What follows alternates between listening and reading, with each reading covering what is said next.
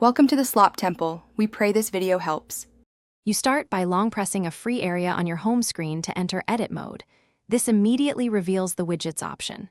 Tap widgets, then scroll to the clock entry. You need the official clock widget for live time, not a shortcut.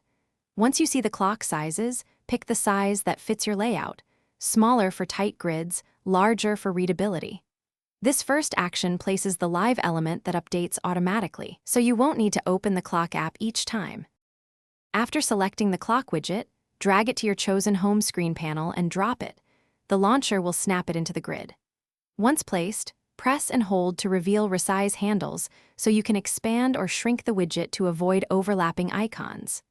If the widget supports settings, tap it to choose 12/24-hour, digital versus analog style, or a time zone when available. These configurations make the clock both readable and contextually correct for your daily use. Finalize by exiting edit mode so the widget locks into place. Some launchers offer a grid lock. Use it to prevent accidental moves. If the clock fails to refresh, make sure your system time and time zone are correct, then reboot the device. If that doesn't fix it, remove and re-add the widget. That resets its permissions and connections.